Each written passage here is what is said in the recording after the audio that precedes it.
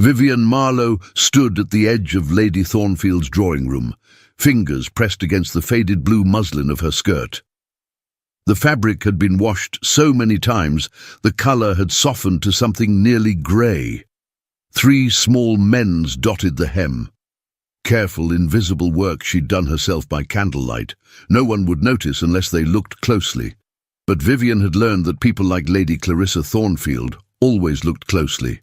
The afternoon sunlight streaming through the tall windows seemed deliberately cruel, illuminating every threadbare patch, every place where the fabric had worn thin. Around her, women glittered in silk and satin, their jewellery catching the light like small fires.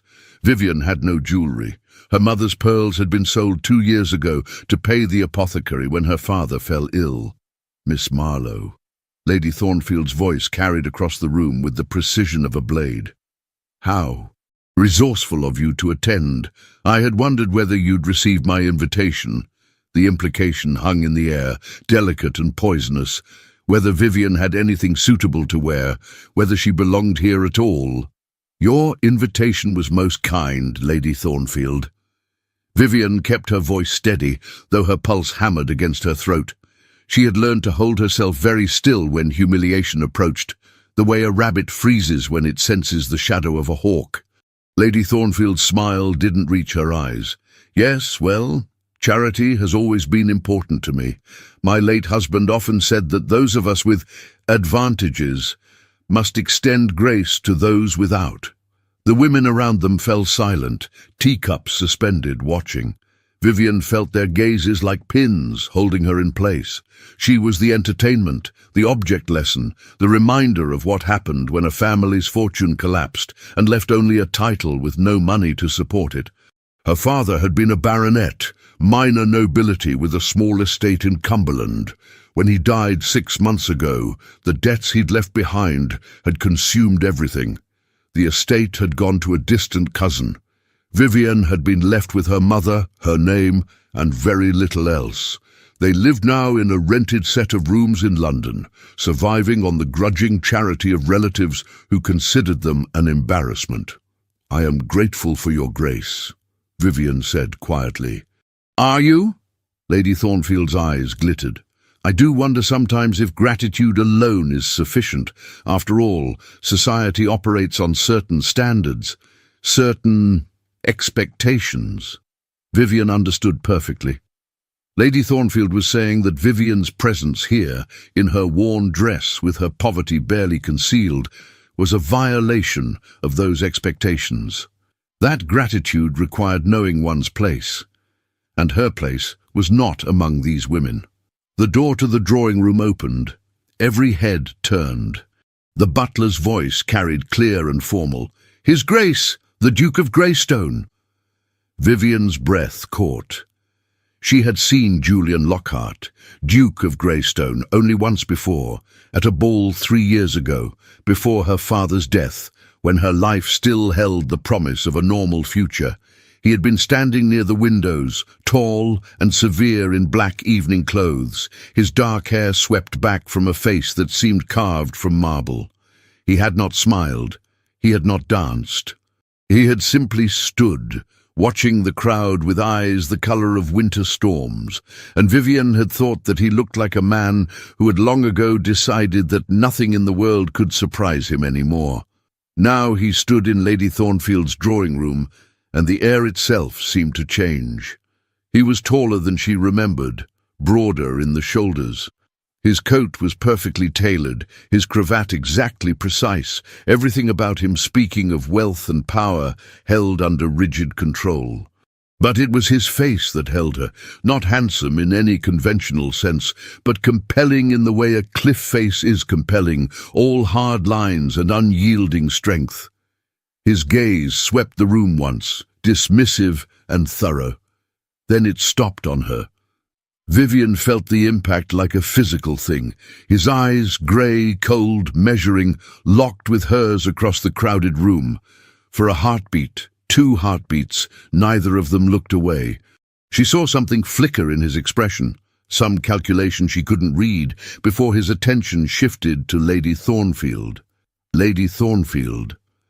His voice was deep, clipped, the accent of someone educated at the finest schools and raised among the highest circles. "Forgive the intrusion." "Your Grace!" Lady Thornfield's entire demeanour transformed. The cruel sharpness vanished, replaced by a gushing delight that would have been comical if it weren't so perfectly calculated. "What an extraordinary honour! We are overwhelmed, simply overwhelmed. Please do come in. Allow me to pour you tea." The Duke moved into the room with the kind of easy confidence that came from knowing he was welcome everywhere. Women shifted in their seats, straightening, arranging their skirts, touching their hair, the air filled with a subtle electricity. "I require only a moment of your time," he said. His gaze moved across the assembled women with the same dismissive thoroughness, barely pausing on any single face. "I am hosting a house party at Greystone Manor in 3 weeks' time. My mother has requested that I extend invitations to several young ladies of good standing." Lady Thornfield practically glowed. "How wonderful! Your mother's taste is impeccable." "Indeed." Something dry entered his tone. "I have a list." He withdrew a folded paper from his coat. Lady Thornfield reached for it eagerly, but the Duke's hand didn't extend toward her. Instead, he turned and walked directly to Vivian. The room went utterly silent. Vivian stared up at him, her mind blank with confusion. This close, she could see the fine lines at the corners of his eyes, the slight shadow along his jaw where he would need to shave again by evening. He smelled of sandalwood and something crisp, like winter air. "Miss Marlowe," he said. It wasn't a question. He knew her name. "Your Grace." Her voice came out smaller than she intended. He held out the folded paper. "You are invited to Greystone Manor for the first week of June. The invitation includes your mother. Accommodations and transportation will be provided." Vivian's hand trembled as she took the paper. The texture was expensive, heavy stock that whispered of wealth with every fibre. Your Grace, I don't understand." "There is nothing to understand. You are invited. Do you accept?" Behind him, Lady Thornfield's face had gone rigid with shock. Around the room, women stared with expressions ranging from disbelief to outrage. This wasn't how invitations were extended. This wasn't how dukes behaved. They sent formal cards through servants. They worked through proper channels. They certainly didn't walk into afternoon teas and single out impoverished nobodies in threadbare dresses. Vivian's throat felt tight. This had to be a mistake. Some confusion. Perhaps he had meant to give the invitation to someone else. "Your Grace, are you certain?" "I am always certain, Miss Marlowe." His eyes held hers, and for just a moment, something almost like warmth flickered in their depths. "The question is whether you accept." Every instinct screamed that this was wrong, that accepting would bring consequences she couldn't foresee. But there was something in his gaze, some quality of absolute conviction that made her believe he knew exactly what he was doing. "Yes," she whispered, "I accept." He nodded once, satisfied. Then he turned to face the room at large, his expression resuming its usual coldness. "Lady Thornfield, thank you for your hospitality. Ladies," and he left. The silence that followed his departure was deafening. Then Lady Thornfield turned to Vivian, and her face was no longer charming or composed. It was furious. "How dare you?" she hissed. Vivian clutched the invitation, her heart racing. I don't know why." "You must have done something, said something, thrown yourself at him somehow." Lady Thornfield's voice rose, losing its cultured smoothness. "Girls like you are all the same. Desperate, grasping, using whatever pathetic means you have to climb above your station." I have never even spoken to His Grace before today. Liar. The word was vicious. "Do you think we're fools? Do you think we don't see what you are?" The other women murmured agreement, their earlier pity curdling into resentment. Vivian understood. In their eyes she had committed an unforgivable sin, not being humble enough in her poverty. She was supposed to accept her diminished circumstances with grace, to fade quietly into the background. Instead, a duke had singled her out in front of everyone, elevating her above them all. "I think," Vivian said softly, "that I should take my leave." She walked toward the door with her spine straight and her head high. Though her hands shook so badly the invitation rustled. Behind her, she heard Lady Thornfield's cold laughter. "Enjoy your moment, Miss Marlowe. I promise you it won't last." Vivian's mother sat in the fading light of their sitting room, her needle moving through the fabric she was mending with mechanical precision. Margaret Marlowe had once been considered a beauty. Now, at 50, she was simply tired and worn and resigned to a life that had taken everything she'd once expected and ground it into dust. "Mama," Vivian said quietly, "something happened today." Her mother didn't look up. Something always happens. What was it this time? Did Lady Thornfield remind you of your place? Did someone comment on your dress? "The Duke of Greystone invited us to a house party." The needle stopped. Margaret's head came up slowly, her eyes wide. "What did you say?" Vivian held out the invitation. Her mother took it with trembling fingers, scanning the elegant script. For a long moment, she said nothing.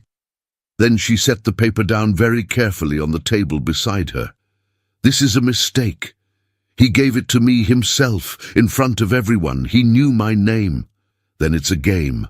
Margaret's voice was flat. "Some cruel entertainment. Dukes don't invite penniless baronets' daughters to house parties, Vivian. They especially don't invite them publicly, in front of the very women who have spent months making our lives miserable." Vivian sat down across from her mother, her stomach tight with unease. "I thought the same thing. But, Mama," he looked at me, really looked at me, like he saw me. "Men like that don't see women like us, darling. They see opportunities, amusements, mistakes waiting to happen." Margaret's expression softened slightly.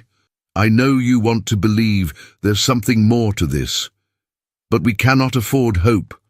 Hope is a luxury for people with resources to fall back on when they're disappointed. What if it's real? Then it's even more dangerous." Her mother picked up her mending again, though her hands shook. "If this invitation is genuine, it means the Duke of Greystone has noticed you. And when powerful men notice powerless women, it rarely ends well for the women." Vivian thought of the Duke's eyes, cold and assessing, of the way he'd walked across that room with absolute certainty, of how every woman there had looked at her with hatred after he left. "Lady Thornfield thinks I must have done something, thrown myself at him somehow." Of course she does. It's easier to believe you're conniving than to accept that a duke might simply choose you. Margaret's voice went bitter. "But that's the trap, Vivian. If you go to this party and nothing happens, you'll be humiliated. If you go and something does happen, if he pays you attention, shows you favor, you'll be ruined. Either way, we lose." "Then what do I do?" Her mother was silent for a long moment. Then she sighed. "You go."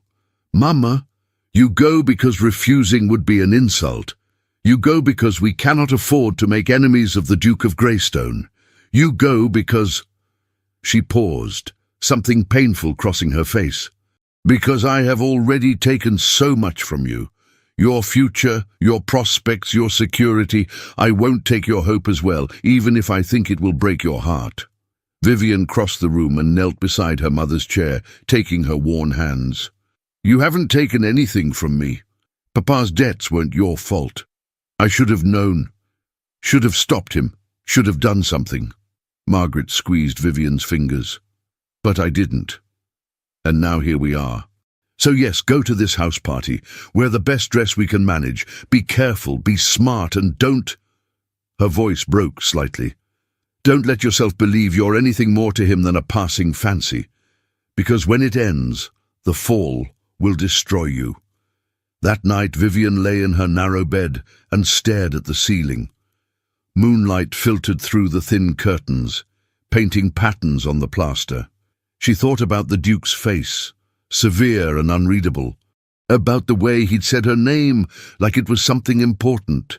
She thought about her oldest dress, chosen so carefully because it was the least worn, the most likely to pass unnoticed, and how he had noticed her anyway, how he had come only for her.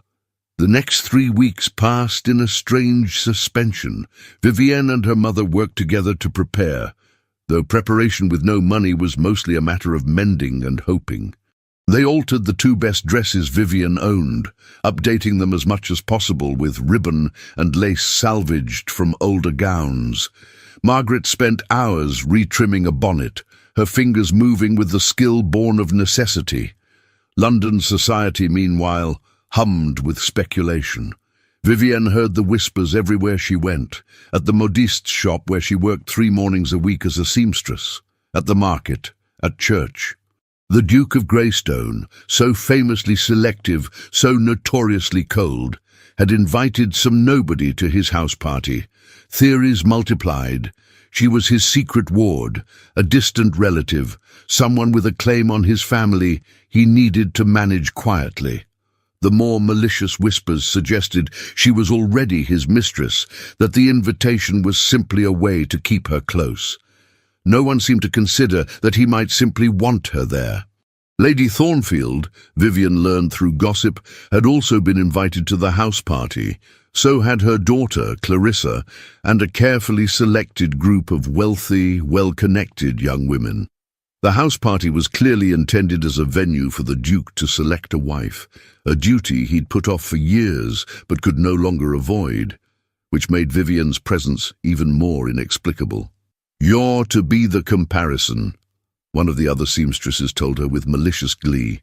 "The poor little thing they'll all look more impressive next to. My lady does it sometimes at her parties, invites someone plain or unfortunate so her daughter shines brighter." Vivienne said nothing. She had learned that defending herself only made things worse. 2 days before the party, a package arrived. It was large, wrapped in brown paper and tied with string. The delivery boy handed it to Vivienne with wide eyes, as if he knew it contained something extraordinary. When she opened it in their sitting room, her hands shook. Inside was a dress, not just any dress, a gown of deep emerald silk that shimmered in the lamplight. The bodice was fitted, elegant but not ostentatious, with delicate embroidery at the neckline and sleeves. The skirt fell in perfect, graceful lines. Underneath lay a matching pelisse, gloves, a bonnet trimmed with ribbon that exactly matched the embroidery, and shoes of soft leather dyed the same rich green. There was no note, no explanation, but Vivienne knew who had sent it. "We can't accept this," Margaret whispered, touching the silk with reverent fingers. "We can't." "I think we have to." Vivienne lifted the dress, holding it against herself. It would fit perfectly. Somehow, without ever taking her measurements, the Duke had known exactly what size she needed. Refusing would be insulting. Accepting makes you beholden. "I'm already beholden, Mama. I accepted his invitation. This is just..." She trailed off, searching for words. "This is him making sure I don't arrive in my oldest dress again." Her mother's eyes filled with tears. Why is he doing this? Vivienne had no answer. Greystone Manor rose from the countryside like something out of a painting, all grey stone and tall windows, surrounded by perfectly manicured grounds that stretched as far as the eye could see. The carriage that had collected Vivienne and her mother from London was the finest vehicle Vivienne had ever ridden in, with velvet seats and brass fittings that gleamed in the sunlight. They were not the first to arrive. Other carriages dotted the circular drive, depositing guests in a steady stream of silk and feathers and barely concealed ambition. Vivienne watched through the window as young women descended in gowns that probably cost more than her family had earned in a year. They moved with the confidence of those who knew they belonged. She wore the emerald dress. It fit perfectly. "Ready?" her mother asked quietly. Vivienne wasn't sure she'd ever be ready, but she nodded anyway. They descended from the carriage into late afternoon sunlight. A butler approached immediately, his expression professionally blank, as he took in their modest travelling cases. "Miss Marlowe, Mrs. Marlowe, welcome to Greystone Manor. His Grace is in the drawing room with the other guests. If you'll follow me." The interior of the manor was overwhelming. High ceilings painted with elaborate frescoes, marble floors that reflected light like water, portraits of stern-faced aristocrats lining the walls, all bearing some resemblance to the Duke, the same hard jaw, the same uncompromising eyes. Voices drifted from an open doorway ahead, feminine laughter, light and musical, the clink of teacups. Vivian smoothed her dress one final time and walked forward. The drawing room was enormous, decorated in blues and golds that spoke of wealth so old it didn't need to announce itself. 20 or so people occupied the space, mostly young women, a few mothers, and standing near the windows, his back to the room, the Duke. Conversations stuttered as Vivian entered, heads turned, eyes assessed. Lady Thornfield sat in a central position, her dress a confection of rose silk and cream lace. Beside her sat her daughter Clarissa, pretty and perfect in primrose yellow. When Clarissa saw Vivian's emerald gown, her expression went cold. "Miss Marlowe," the butler announced. The Duke turned. For a heartbeat, Vivian saw something flicker across his face. Satisfaction, perhaps, or approval. Then it was gone, replaced by his usual cool composure. "Miss Marlowe," he crossed the room with deliberate purpose. "You received the package." It wasn't a question. Heat crept up Vivian's neck. "Yes, Your Grace, it was. Extraordinarily generous. It was necessary." His eyes swept over her once, thorough and impersonal. "Green suits you." Behind him, Clarissa made a small sound of outrage. The Duke ignored it.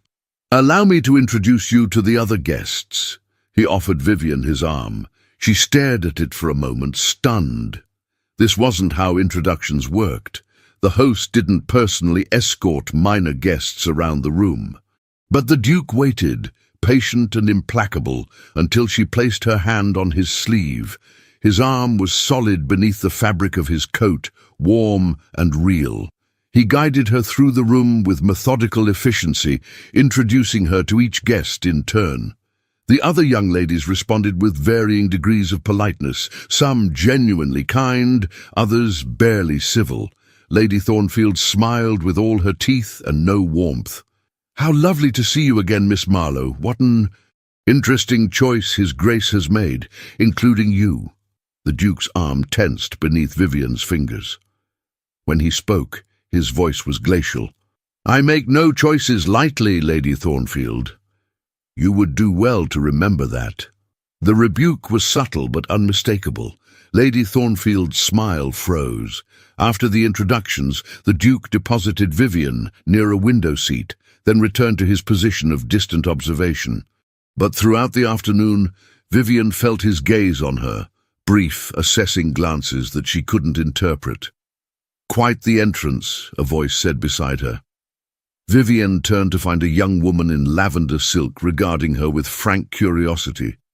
She had auburn hair and intelligent hazel eyes that held no malice. "I'm sorry?" "The dress. The personal introduction.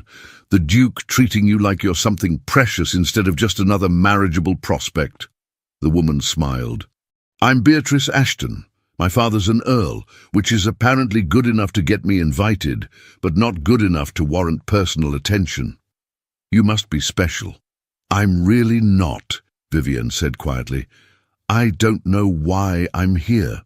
"Then you're either very naive or very clever." Beatrice's gaze was sharp. "Either way, you've managed what no other woman has in 3 years. You've made Julian Lockhart behave like a human being instead of a marble statue. You know him. Everyone knows of him. Duke at 28 when his father died, inherited a fortune, an estate the size of a small country, and more responsibility than most men twice his age. He's spent the last 7 years being exactly what society expects, cold, proper, perfectly controlled. His mother's been trying to marry him off for years, but he's rejected every candidate. Beatrice leaned closer, her voice dropping. Until now, apparently. I don't think... Oh, you should absolutely think. Because whatever his reason for inviting you, it's making some very powerful women very nervous. And nervous, powerful women are dangerous. As if summoned by the warning, Lady Thornfield's voice rose across the room. Your Grace, Clarissa plays the pianoforte beautifully. Perhaps she might entertain us. The Duke's expression didn't change. If she wishes. Clarissa rose with practiced grace, moving to the instrument. She played well, technically perfect, emotionally empty, but she was beautiful doing it, and she knew it. Midway through the piece, she glanced at the Duke with doe eyes, clearly expecting admiration. He was looking at Vivian. When the performance ended, polite applause filled the room. Lady Thornfield beamed. Wonderful, darling, such accomplishment. Miss Marlowe, do you play? The question was a trap. Vivian's family hadn't been able to afford a pianoforte in years. Even if they could, there had been no money for lessons. No, Lady Thornfield, I'm afraid I don't. Oh. False sympathy dripped from the word. How unfortunate. What accomplishments do you have? Silence fell. Every eye turned to Vivian. She felt the weight of their judgment, their anticipation of her humiliation. What could a penniless nobody possibly offer? Miss Marlowe, the Duke said quietly, reads 4 languages fluently, can calculate complex mathematics faster than my estate manager, and has memorized more poetry than my entire library contains. The room went still. Vivian stared at him, shocked. How did he know these things? She'd never told him. They'd barely spoken. How lovely, Lady Thornfield said with ice in her voice, though one does wonder whether such intellectual pursuits are quite suitable for a young lady. I wonder no such thing. The Duke's tone brooked no argument. Intelligence is considerably more valuable than the ability to play party pieces on a pianoforte. Clarissa went white. Her mother's expression could have frozen water. Beatrice, sitting beside Vivian, made a small sound that might have been a suppressed laugh. When Vivian glanced at her, she was grinning. Oh, yes, Beatrice whispered. You're definitely special. Dinner that evening was a formal affair. 3 courses served on china so fine, Vivian was afraid to touch it. She'd been seated far from the Duke, wedged between an elderly countess who was half-deaf and a baron who spent the entire meal discussing his hunting dogs. But across the table and down 3 places, she could see him. He ate with the same controlled precision he did everything else, engaging in minimal conversation, his attention seeming to drift elsewhere. Every so often, his gaze would move to her, brief and unreadable. After dinner, the ladies retired to the music room while the men remained for port.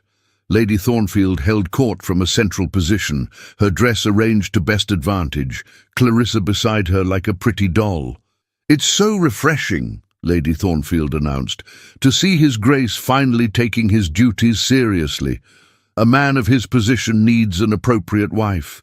Someone with the breeding, the connections, and the resources to support his standing.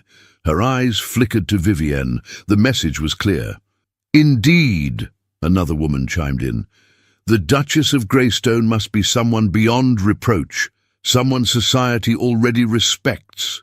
Someone, Clarissa added sweetly, who understands what's expected of her, not someone who needs to be taught. Vivian kept her expression neutral, though each word landed like a small cut. She was saved from responding by Beatrice, who stood abruptly. What fascinating criteria! I had thought a duke might want a wife he could actually stand to talk to, but clearly I've misunderstood marriage entirely. Her tone was light, but her eyes were sharp. Miss Marlowe, would you walk with me in the conservatory? I find I need air. It wasn't really a request. Vivienne rose gratefully, following Beatrice out of the room. Behind them she heard Lady Thornfield's derisive laugh. The conservatory was glass and moonlight, filled with exotic plants that perfumed the air with strange sweetness. Beatrice walked to the far end before turning to face Vivian. They're going to make your life hell, you know. I know. And you still came. I didn't have much choice. Beatrice studied her for a long moment. You could have refused the invitation, sent regrets, claimed illness, and insulted a duke. My mother and I barely survive on charity as it is. Offending someone that powerful would be... Vivian shook her head. We couldn't risk it. So you came, despite knowing you'd be torn apart. I came because I had no other option. That's not entirely true, though, is it? Beatrice's voice gentled. You came because part of you wanted to. Because when he looked at you in that drawing room, you felt something. Am I wrong? Vivian's throat tightened. It doesn't matter what I felt. This isn't about me. It's about him fulfilling his duty by finding a suitable wife from among the appropriate candidates. I don't know what I am. An oddity, a curiosity, or, Beatrice said quietly, you're exactly what he wants, and everyone else is terrified of it. Before Vivian could respond, the door opened. The Duke stood framed in moonlight, his expression unreadable. Miss Ashton. Miss Marlowe. He nodded to Beatrice. Forgive the interruption. I require a word with Miss Marlowe. Beatrice's eyebrows rose, but she smiled. Of course, Your Grace. She squeezed Vivian's hand once, quick and encouraging, then swept past him out of the conservatory, leaving Vivian alone with the Duke. He didn't speak immediately. Instead, he walked slowly through the space, examining plants with apparent interest, though Vivian suspected he saw none of them. The silence stretched, taut and heavy. Your Grace, why did you choose that dress? He turned to face her abruptly. For Lady Thornfield's tea, you have others. I've made inquiries. Why that specific dress? Heat climbed Vivian's face. Because it was the least worn, the least likely to draw attention to how little I have. You sought to hide. I sought to survive. Something flickered in his eyes. By making yourself invisible. By not giving people additional reasons to despise me. And yet I saw you anyway. He moved closer, his footsteps quiet on the tile floor. I saw you standing there in your faded dress, holding yourself like a queen despite knowing every woman in that room was judging you. I saw you accept humiliation with grace. I saw strength. Vivian's heart hammered. Your Grace, I don't understand what this is, why I'm here, what you want from me. What I want, he said slowly, is complicated. Then explain it, please. He was silent for a long moment, his jaw tight. When he finally spoke, his voice was low. 3 weeks ago, I attended Lady Thornfield's tea because my mother insisted. She'd heard rumors that Lady Thornfield was positioning her daughter as a potential duchess. I was expected to make an appearance, assess the situation, make my mother happy. He paused, his gaze distant. I walked into that room expecting to see exactly what I always see. Pretty girls performing prescribed roles, saying prescribed things, trying desperately to be what they think I want. And then I saw you. Vivian couldn't breathe. You weren't performing. You weren't trying to impress anyone. You were simply standing there, enduring, and I thought... His voice dropped lower. I thought, there is someone real in this room, someone who isn't pretending. So you invited me here to be, what, a novelty, a contrast to make the others seem more appealing. His eyes snapped to hers, suddenly fierce. I invited you here because I wanted to see if what I glimpsed in that moment was real. If you were real. He took a breath. And because I'm very tired of pretending. The words hung between them, raw and honest. I don't know how to do this, Vivian whispered. I don't know what you expect. I expect nothing. I ask only that you be exactly what you were in that drawing room, yourself. Can you do that? She thought of Lady Thornfield's malice, Clarissa's perfect smile, the weight of every gaze on her dress, her poverty, her unsuitability. Being herself here was dangerous. It invited pain. But standing in the moonlit conservatory, looking at this man who everyone said was cold and unfeeling, seeing something almost like hope in his eyes. "Yes," she said, "I can do that." His expression softened almost imperceptibly. "Good." He left without another word, leaving Vivian alone among the exotic flowers, her heart racing and her mind spinning. She didn't understand what had just happened. She didn't understand what he wanted, what this meant, what would come next. But for the first time since her father died, she felt like someone had seen her, truly seen her, and not looked away. The next morning dawned bright and clear. Vivian woke in a bedroom that was larger than the entire set of rooms she shared with her mother in London. The bed was soft, the linens fine, everything around her speaking of a life she didn't belong to. She dressed carefully in her second-best gown, pale blue muslin, neatly mended, desperately plain compared to what the other guests would wear. But it was hers. Honest. Real. When she descended to breakfast, most of the other guests had already gathered. The morning room was filled with sunlight and chatter, plates piled with food that seemed almost obscenely abundant. The Duke sat at the head of the table, reading correspondence with an expression of mild distaste. He glanced up when Vivienne entered, and something in his eyes warmed fractionally before returning to cool neutrality. "Miss Marlowe, please, sit." There was an empty seat beside Beatrice, who waved her over with enthusiasm. But before Vivienne could move toward it, Lady Thornfield spoke. "Actually, Your Grace, I believe the seating arrangements have already been established. Miss Marlowe's place is at the far end, I'm afraid. We can't disrupt the entire table to accommodate latecomers." It was a small power play, subtle and mean. Vivienne knew if she protested, she'd look demanding. If she accepted it quietly, she'd be establishing herself at the bottom of the social hierarchy for the rest of the visit. The Duke set down his correspondence with deliberate care. "The seating arrangements are mine to establish, Lady Thornfield, and I say Miss Marlowe sits here." He indicated the chair directly to his left, the place of honour. Lady Thornfield's smile went rigid. "Of course, Your Grace. How silly of me." Vivienne moved to the indicated seat, acutely aware of every eye on her. The chair beside the Duke, the seat that should go to the highest-ranking woman, the most important guest, given instead to a penniless nobody.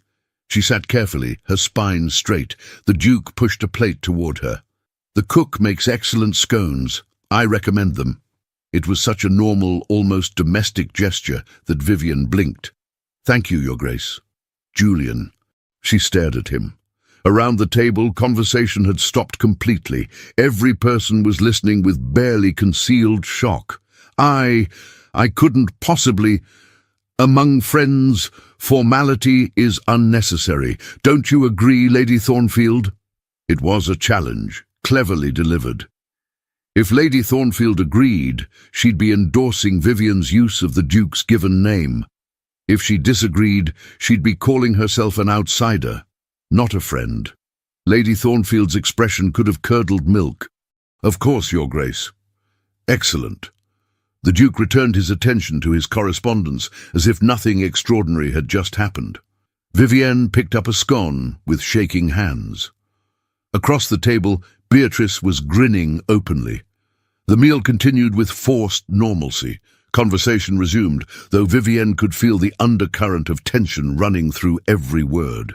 Plans were discussed for the day, a walk through the grounds, perhaps cards in the afternoon, a formal dinner that evening. "Miss Marlowe," the Duke said quietly, his voice pitched for her ears alone. "Do you ride?" "Not well, Your Grace. Julian." The name felt strange on her tongue, intimate and forbidden. "Then you'll learn. I have an excellent stable. I don't have proper riding attire." "That can be remedied." Before she could protest, Lady Thornfield's voice cut across the table. "Your Grace, I had hoped Clarissa might have the honour of riding with you this morning. She's an accomplished equestrienne, won the ladies' race at the county fair last year." The Duke didn't look up from his plate.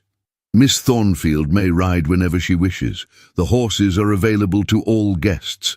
But surely you plan to lead the riding party yourself? I had not planned any such thing. Oh, Lady Thornfield's disappointment was palpable.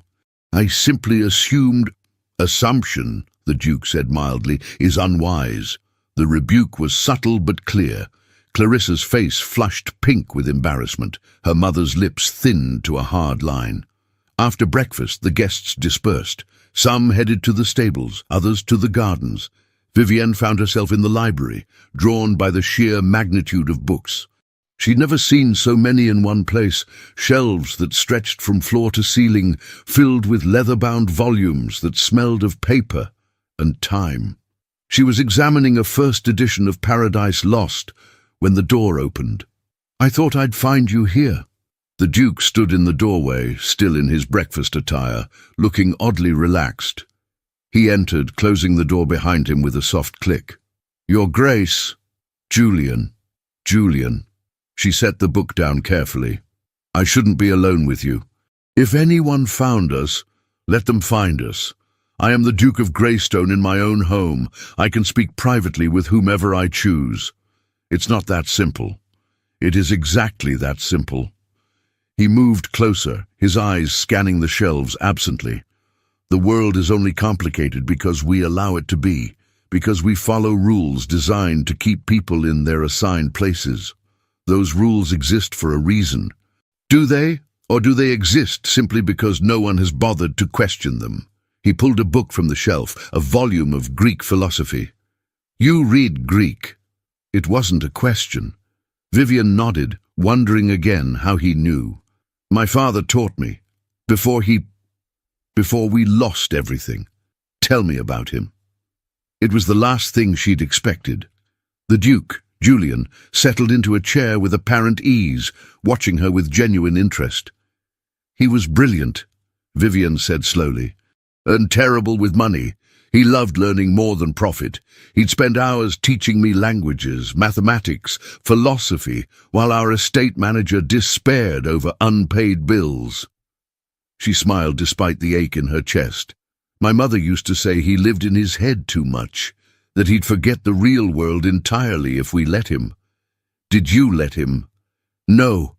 We tried to ground him, but after my mother's illness, she recovered, but the medical bills, he couldn't bear seeing her worry. So he borrowed, and borrowed more, and then," she gestured helplessly, "then he died, and we discovered he'd mortgaged everything, sold everything, borrowed against things he didn't even own. And you lost it all." "We lost everything that could be measured in money, but I still have what he taught me, what he gave me." Vivienne met Julian's gaze steadily. "That can't be taken." Something shifted in his expression, respect, perhaps, or understanding. "No, it can't." He stood, moving to another shelf. When he turned back, he held two books. Ovid, original Latin. "Do you know it?" "Some." "Then read with me." It was absurd, improper. A duke and a penniless gentlewoman alone in a library, reading poetry together. If anyone discovered them, Vivienne's reputation would be destroyed.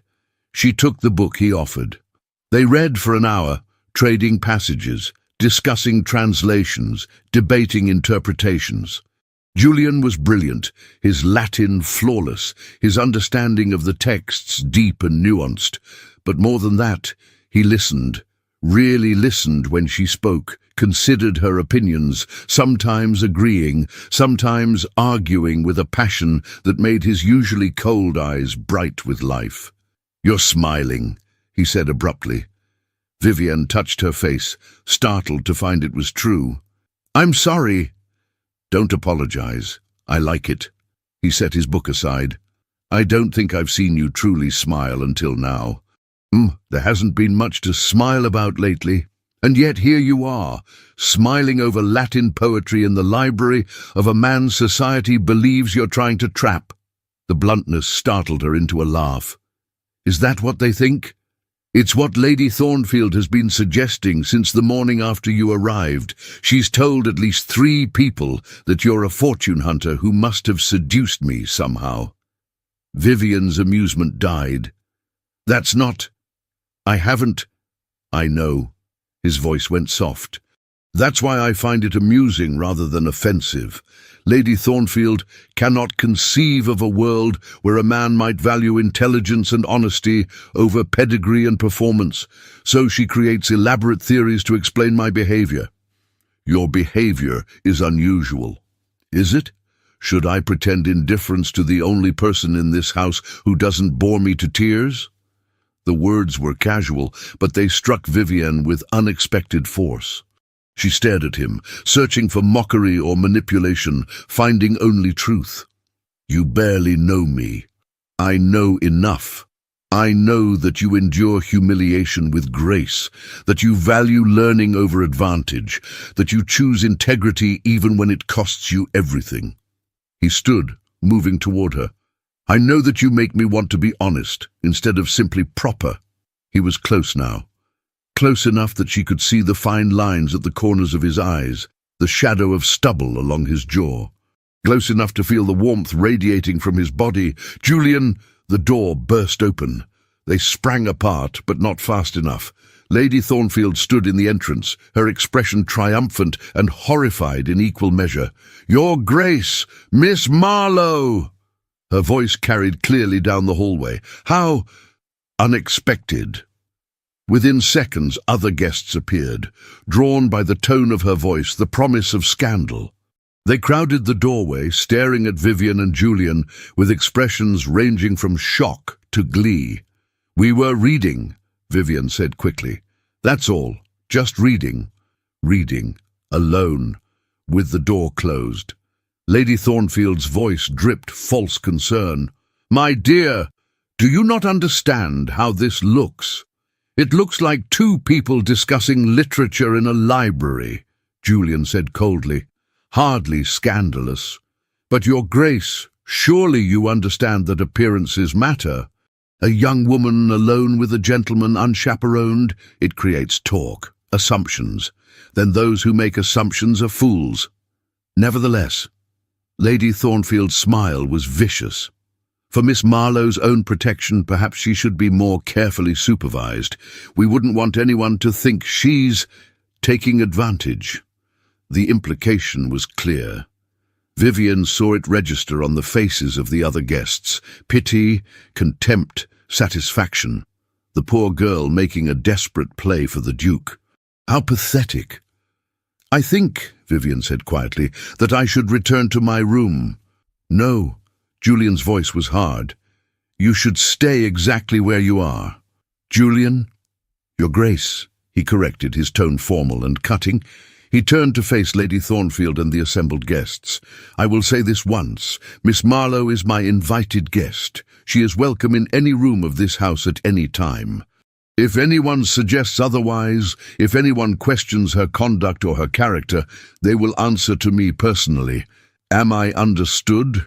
Silence fell. Lady Thornfield went pale. "Of course, Your Grace," she managed. "Excellent. Then perhaps you might all find somewhere else to be. I believe the gardens are lovely this time of day." It was a dismissal. The guests scattered, though their whispers followed them down the hall. Lady Thornfield left last, her expression promising future retribution. When they were alone again, Julian turned to Vivian. She stood frozen, her face burning. "That was a mistake," she whispered. "What was?" "Defending me like that. Now they'll be certain where—" She couldn't finish the sentence. "Let them be certain of whatever they like. You don't understand. For you, this is nothing. Your reputation is secure. But mine—" Her voice broke slightly. "Mine was already fragile. Now it's destroyed. Then we'll rebuild it." "How? By continuing to spend time alone together? By confirming everything they suspect?" Julian was quiet for a moment. Then he said, "What if their suspicions were correct?" Vivian's breath caught. "What? What if I did want you? What if that was exactly why you're here?" The words hung between them, dangerous and electric. "That's not possible," Vivian said, but her voice was uncertain. "Why not?" "Because you're a duke. Because I'm nobody. Because society has rules about who people like me are allowed to value." He stepped closer. "I told you I'm tired of pretending, Vivian. I meant it." Her name on his lips, informal and intimate, sent heat through her chest. "Even if what you're suggesting were true, it doesn't change reality. You need a duchess with connections, resources, political value. I have nothing to offer. You offer yourself. That's everything. It's not enough. It is for me." The simplicity of the statement undid her. She stared at him, this powerful man who could have anyone, who was supposed to want someone appropriate and useful and politically advantageous. Instead, he stood here, looking at her like she was valuable simply for existing. "I don't understand you," she whispered. "Good, because I barely understand myself." He reached out, his fingers just barely touching hers. "All I know is that when I'm with you, I don't feel like the Duke of Greystone performing a role. I feel like Julian Lockhart, a man who's been lonely for longer than he wants to admit." Vivian's throat tightened with emotion. "What do you want from me?" "Time, honesty, a chance to see where this leads. And if it leads nowhere, then at least I'll have had something real, even if only briefly." She should refuse, should protect herself, should remember that hope was dangerous and powerful men were more dangerous still. Instead, she said, "All right." His eyes searched hers. "All right?" "Time, honesty, a chance." She swallowed hard. "But Julian, you need to understand. If this ends badly, I have nothing to fall back on. No safety net, no resources to rebuild. Then I'll make certain it doesn't end badly." "You can't promise that." "No. But I can promise to try." It wasn't enough. It couldn't be enough. But standing there with her hand in his, feeling the warmth of his touch and the intensity of his gaze, Vivian chose to believe him anyway. The next 3 days passed in a strange duality. In public, Vivian and Julian maintained careful distance, sitting at opposite ends of the dinner table, engaging in separate activities, never alone together. But in private moments, stolen and brief, they found each other. In the library, ostensibly by chance, reading side by side in companionable silence. In the garden at dawn, when no one else was awake, walking among the roses and talking about everything and nothing. In the conservatory at night, surrounded by moonlight and exotic flowers, discussing philosophy and poetry and their childhoods and their fears. Each conversation revealed more. Julian spoke of the weight of his title, inherited too young after his father's sudden death. Of the loneliness of being surrounded by people who wanted something from him, his name, his money, his influence, but never him. Of the rigid expectations that dictated every aspect of his life. Vivian spoke of her father's death, the shame of poverty, the slow erosion of her mother's spirit, of feeling invisible in rooms full of people, of being judged for circumstances she couldn't control. They were careful, so careful. But Lady Thornfield noticed anyway. "The Duke seems quite distracted lately," she mentioned at tea, her voice carrying through the drawing room. "I do hope nothing's troubling him." The other women murmured agreement. Clarissa, sitting beside her mother in pale pink muslin, looked troubled. "Perhaps," Clarissa suggested quietly, "he's simply preoccupied with estate business." "Perhaps," Lady Thornfield agreed, "or perhaps he's been led astray by unsuitable influences." Her eyes flickered to Vivian. Beatrice, sitting beside Vivian, stiffened. "What a strange thing to say, Lady Thornfield. What unsuitable influences could possibly exist in His Grace's own home?" "I'm sure I don't know." Lady Thornfield's smile was poisonous. "But it does seem curious that a man known for his propriety would suddenly begin behaving so erratically, spending hours in the library, walking in the gardens before breakfast, almost as if someone were deliberately arranging encounters. Are you suggesting, Beatrice said with deceptive sweetness, that His Grace lacks the intelligence to recognize manipulation? I suggest nothing. I merely observe. Then perhaps you should observe with more care. I've noticed Miss Marlowe spending most of her time with me. If anyone's monopolizing her attention, it's certainly not the Duke. It was a kind lie, and they both knew it. Lady Thornfield's expression said she knew it too. How loyal you are, Miss Ashton. I do hope your defense of Miss Marlowe doesn't damage your own prospects. My prospects are secure, Lady Thornfield, but thank you for your concern. The exchange ended there, but the damage was done. Over the next day, Vivian noticed the other guests treating her differently. Conversations stopped when she entered rooms. Invitations to activities became less frequent. Even some who had been neutral before now regarded her with cool suspicion. Only Beatrice remained steadfastly loyal, and Julian, though he maintained public distance, found ways to ensure she was protected. When Lady Thornfield suggested the next day's activities exclude those not properly equipped for riding, Julian immediately arranged for appropriate attire to be provided to any guest who needed it.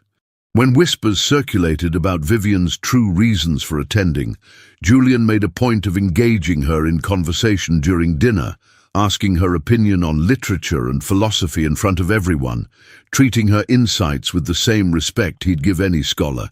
It helped, but it also made things worse, because now everyone could see what Lady Thornfield had suspected.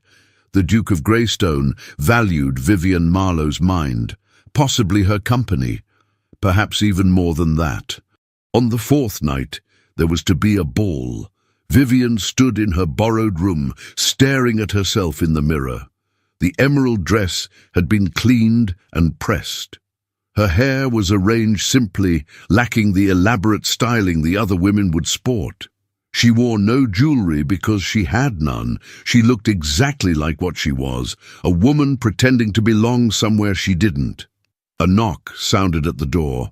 "Come in," Vivian called, expecting her mother, or perhaps Beatrice. Instead, a maid entered carrying a wooden box.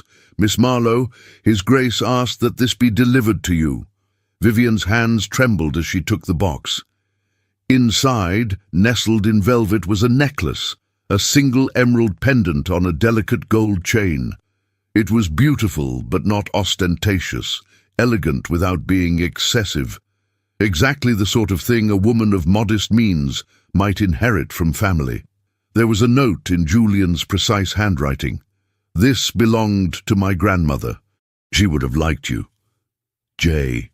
Vivian's eyes burned with unshed tears. The gesture was perfect. He was lending her the necklace, not giving it, which would have been improper. And by claiming it was his grandmother's, he was offering her a shield against accusations that he was showering her with gifts. She fastened it around her neck with shaking fingers. The ballroom was magnificent, all candlelight and mirrors and polished floors that reflected the dancers like a second world beneath their feet. Musicians played in one corner, the music floating through the air. Guests swirled in elaborate patterns, the women's gowns creating kaleidoscopes of color. Vivian stood near the edge, trying to be invisible. "Miss Marlowe." She turned to find Julian behind her, formal and perfect in black evening wear. He looked every inch the Duke, powerful, remote, untouchable, except for his eyes. In his eyes she saw warmth. "Your Grace, would you honor me with this dance?" Around them, conversation stuttered. The first dance of the evening traditionally went to the highest-ranking lady. Lady Thornfield had positioned herself prominently, clearly expecting the honor. Clarissa stood beside her, beautiful and nervous. Julian was asking Vivian instead. I'm not certain that's wise. I'm not asking for wisdom, I'm asking for a dance." He extended his hand.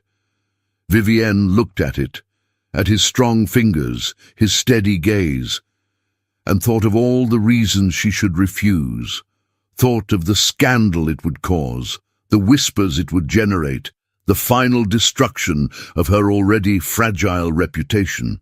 Then she thought of Julian's words in the library, "I'm tired of pretending." She placed her hand in his. The ballroom seemed to hold its collective breath as Julian led her onto the floor. He placed one hand at her waist, the other clasping her fingers, and suddenly they were moving. Vivian had learned to dance as a child, but she'd had no practice in years. She stumbled slightly. Julian's hand tightened, steadying her. "I have you," and he did. He guided her through the waltz with such skill that her rusty steps became smooth, her uncertainty transformed into grace. They moved together as if they'd danced 100 times before, his strength supporting her, his presence anchoring her. "Everyone's staring," she whispered. "Let them stare." "Julian, do you know what I see when I look at you?" She shook her head, unable to speak.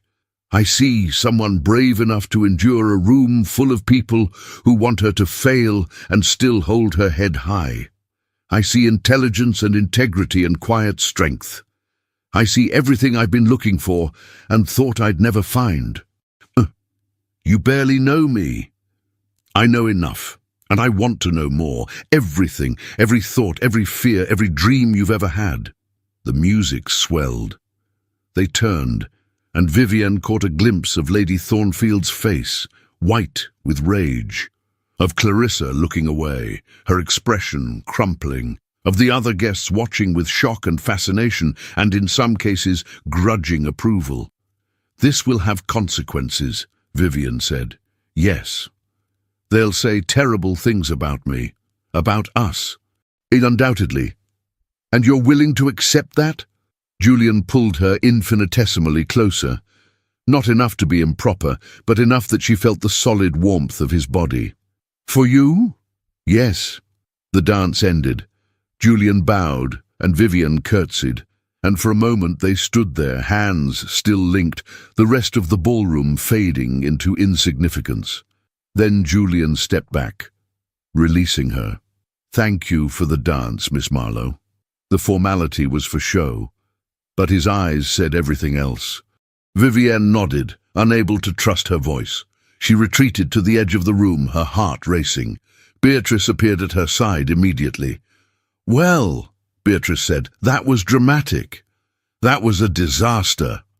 That was a man publicly declaring his interest. Do you have any idea what you've just done?" "Made myself a target. Made yourself untouchable," Beatrice corrected. "The Duke of Greystone just singled you out in front of the entire party. Anyone who attacks you now is attacking him." Vivienne watched Julian across the room. He was dancing now with Clarissa, proper, distant, correct, nothing like the way he'd held Vivienne. "It doesn't matter," Vivienne said softly. "This can't end well." "Why not?" "Because I'm still the penniless baronet's daughter in the borrowed dress. One dance doesn't change that." "No," Beatrice agreed, "but it changes everything else." Vivian escaped to the garden as soon as she could manage it without being conspicuous. The night air was cool against her flushed skin, the music from the ballroom distant and dreamlike. She walked among the roses, their scent heavy in the darkness, trying to steady her breathing. She'd felt it during that dance, the dangerous pull toward hope, the terrible temptation to believe that maybe, impossibly, Julian's interest was real, that maybe this could be something more than a brief scandal before reality reasserted itself. But reality always reasserted itself. Vivian had learned that lesson thoroughly. "You ran!" She spun. Julian stood on the path behind her, his cravat slightly loosened, his hair disheveled as if he'd been running his hands through it. "I needed air. You needed escape." He moved closer. "From them or from me?" "From the situation. There is no situation without me." "So which is it, Vivian? Are you running from the scandal or from what's happening between us?" She stared at him, this man who shouldn't want her, who shouldn't be here, who shouldn't be looking at her like she was something precious. "Both," she admitted. "I'm running from both." "Why?" Because this is madness. You're a duke. You need a duchess who can manage a household with 50 servants, who knows how to navigate court politics, who brings connections and resources and you think you can't do those things. I know I can't. You managed your father's household for years.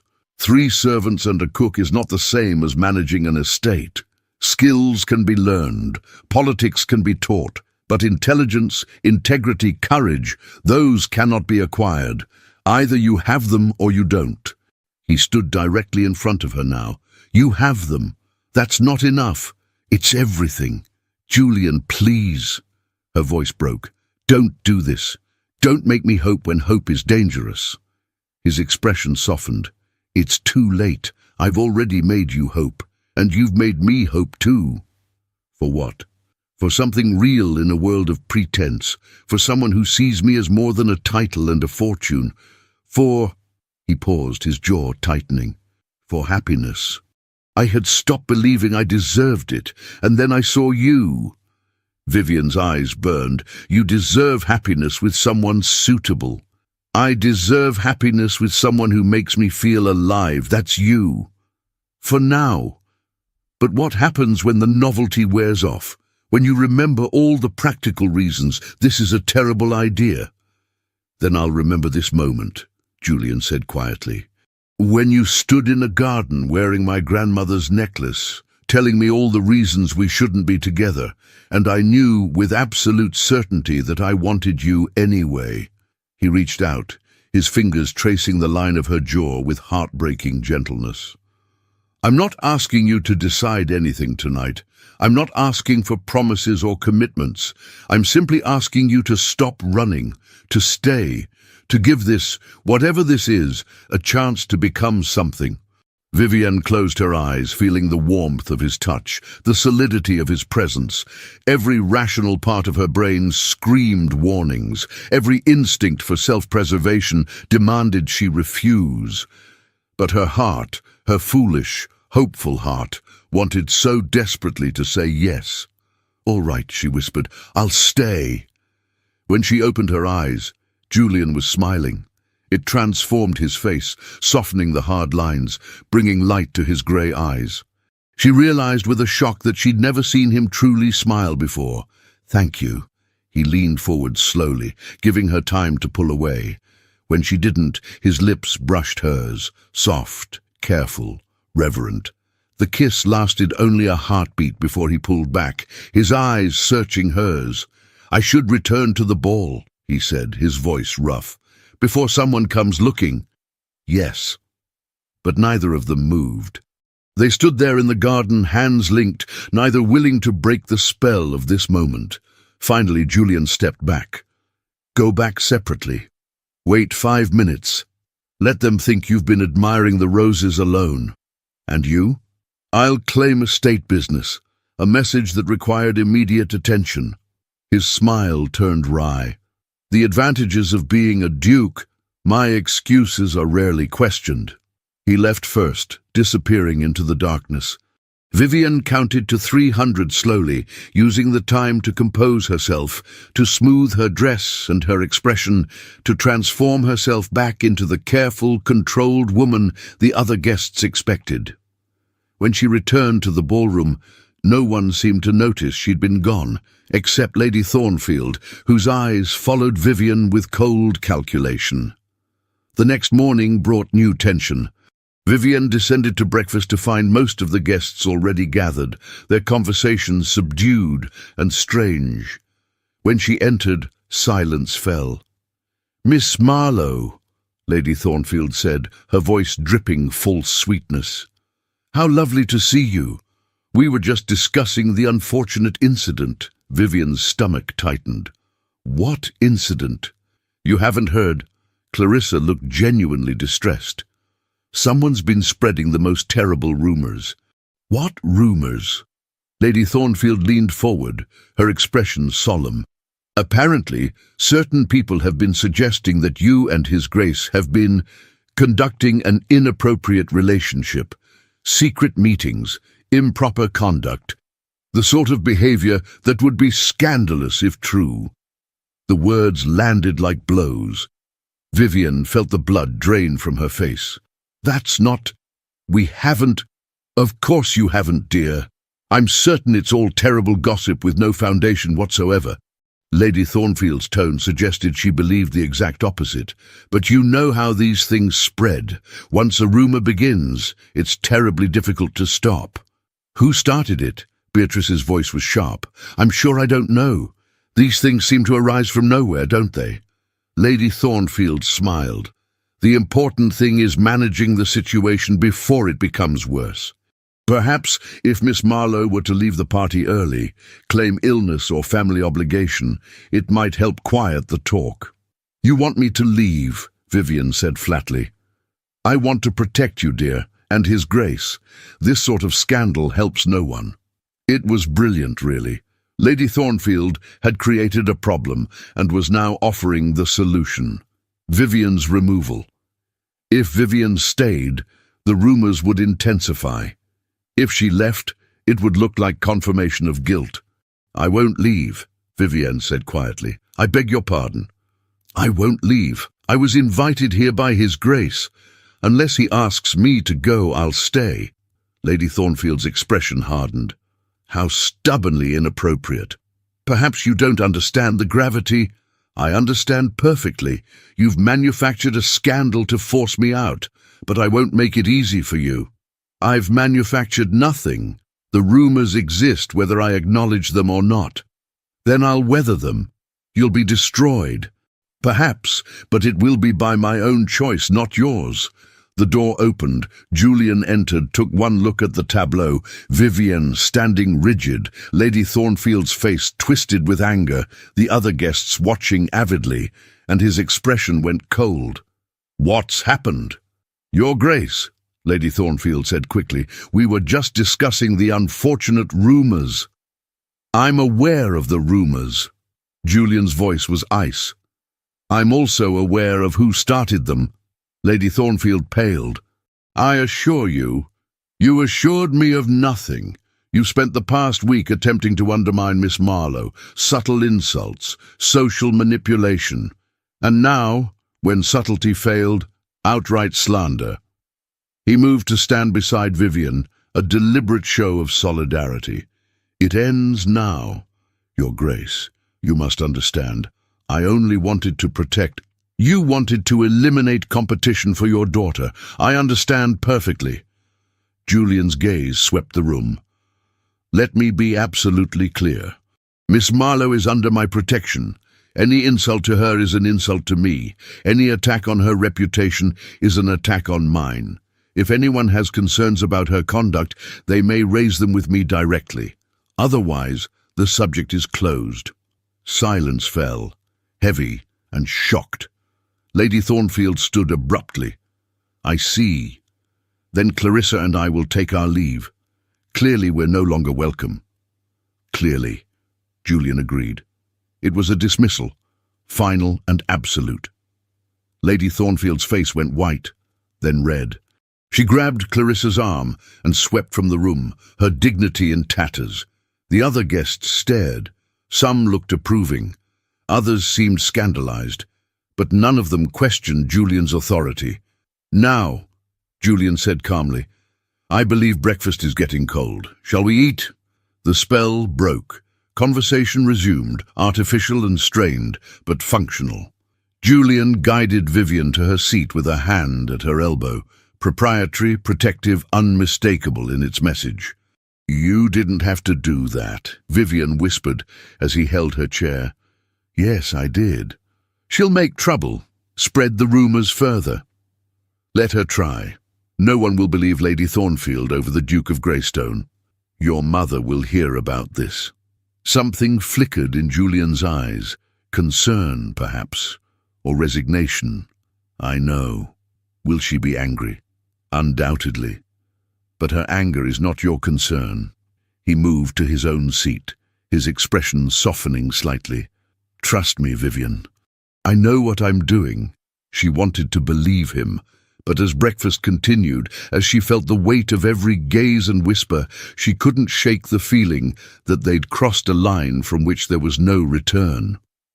Julian's mother arrived that afternoon. The Dowager Duchess of Greystone descended from her carriage like a force of nature, tall, severe, dressed in expensive black silk that rustled with authority. She had Julian's eyes, sharp and assessing, and his commanding presence magnified by decades of wielding power. Vivian watched from an upper window as Julian greeted his mother in the drive. Even from a distance, she could see the tension in his shoulders, the careful formality of his bow. "She's going to hate me," Vivian said to Beatrice, who had joined her at the window. "Probably," Beatrice agreed cheerfully. "Dowager Duchesses generally hate anyone who threatens their carefully laid plans. And you, my dear, are the ultimate threat." "I'm not trying to threaten anything. That's what makes you so dangerous. If you were obviously calculating, she could dismiss you, but you're genuine. Julian's falling for you for real reasons, not manufactured ones. That's terrifying to a woman who spent years trying to arrange an appropriate match." Vivian's stomach churned. "Maybe I should leave before she arrives." "Too late. She's already seen you." The Dowager Duchess's gaze had indeed shifted to the window. For a brief moment her eyes locked with Vivian's across the distance. Then she turned away, saying something sharp to Julian. An hour later, Vivian was summoned to the drawing room. She went alone. Julian had made it clear this was between her and his mother. Beatrice offered to accompany her for moral support, but Vivian refused. Whatever was coming, she needed to face it herself. The Dowager Duchess sat in the drawing room's largest chair, positioned to catch the afternoon light. It was a power play. She looked almost regal, backlit and imperious. Vivian approached and curtsied deeply. "Miss Marlowe, sit." It wasn't a request. Vivian sat in the indicated chair, hands folded, spine straight. "You're younger than I expected," the Dowager Duchess said, "and prettier, though not in any remarkable way. Tell me, what exactly are you doing in my son's house?" "I was invited, Your Grace." "By Julian, yes. Quite publicly, I'm told. Quite deliberately. Why?" Vivian met her gaze steadily. "I believe you should ask him." "I'm asking you. And I'm telling you that His Grace's motivations are his own to share." The Dowager Duchess's eyes narrowed. "You're bolder than you look. Most young women would be terrified right now." "I am terrified," Vivian admitted. "But hiding it seemed more useful than showing it." Something that might have been approval flickered across the older woman's face. "At least you're honest." "Very well. Let me be equally honest. My son needs a duchess, someone with impeccable lineage, substantial dowry, and connections to advance our family's interests. You have none of those things. I know. And yet you're here anyway, accepting his attention, encouraging a connection that can only end badly." "I didn't encourage anything," Vivian said quietly. "I tried to refuse multiple times. Julian, His Grace, insisted." "Julian insists on many things when he's being stubborn. It doesn't mean those things are wise." The Dowager Duchess leaned forward slightly. "Miss Marlowe, I'm not a cruel woman. I can see you're not a fortune hunter or a schemer. You're simply a girl in an impossible situation, caught between genuine feeling and practical reality. So let me offer you advice. Leave. Now. Today. Before this goes any further." "I can't." "You can. I'll provide transportation, funds, references if you need them for future employment. No one need ever know you left anything but voluntarily." It was, Vivian realized, a generous offer. The Dowager Duchess wasn't trying to destroy her. She was offering an escape route. "Why are you being kind?" Vivian asked. "Because I genuinely want to spare you pain. My son is 7 years into being the Duke of Greystone. He's learned to make hard choices, to prioritize duty over desire. Eventually, he'll remember that. And when he does, where will that leave you?" "I don't know. You'll be ruined.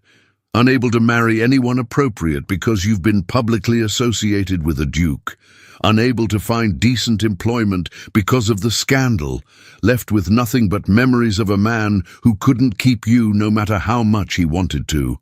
The Dowager Duchess's voice gentled. I've seen it happen before, Miss Marlowe. Save yourself the heartbreak. Vivian thought of her mother's warnings, of Lady Thornfield's predictions, of every practical reason she should accept this offer and walk away. Then she thought of Julian's smile in the garden, of the way he looked at her like she was valuable, of how, for the first time since her father died, she felt like someone saw her. Thank you, Your Grace, but I'm staying. The Dowager Duchess sighed. Then you're a fool. Perhaps, but it's my choice to be foolish. At least you're clear-eyed about it. The older woman stood, signaling the conversation's end. Very well. Stay. But understand this. I will do everything in my power to end this attachment. Not because I dislike you, but because I love my son, and I won't watch him throw away his future for a passing infatuation. Vivian rose, curtsying again. I understand, Your Grace. Do you? I wonder. The Dowager Duchess moved toward the door, then paused. My husband chose duty over love. He was miserable for 30 years. I'm trying to spare Julian that fate. By forcing him into the same choice? By ensuring he makes the right one. She left. Vivian stood alone in the drawing room, shaking with delayed reaction. She'd expected cruelty and found something more complicated. A mother trying to protect her son, using the only weapons she had. It didn't make it hurt less. That evening, Julian found Vivian in the library. She was sitting by the window, not reading, just staring out at the darkening grounds. My mother spoke with you. Yes. What did she say? Vivian turned to face him. She offered me money to leave. When I refused, she promised to do everything possible to end our whatever this is. Julian's jaw tightened. She had no right. She had every right. She's your mother. She wants what's best for you. She wants what's appropriate for me. There's a difference. Is there? Vivian stood, moving closer. Julian, be honest. In your world, are they different things? He was silent for a long moment. I want them to be. That's not an answer. It's the only answer I have right now. He reached for her hand, his fingers warm and strong. Vivian, I know this is complicated. I know there are obstacles, practical, social, familial. But I also know that I've spent most of my adult life doing what's expected, being what's appropriate and feeling nothing. And then I met you, and I make you feel something. You make me feel everything.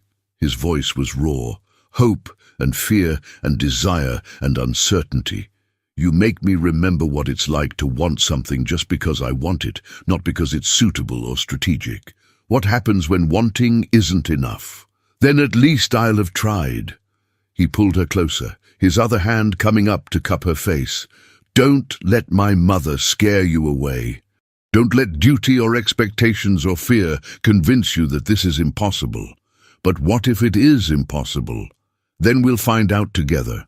He kissed her, and it was different from the careful brush of lips in the garden. This was hungry and desperate and real. A man reaching for something he wanted before it could be taken away. Vivian kissed him back, her hands fisting in his coat, her body pressed against his.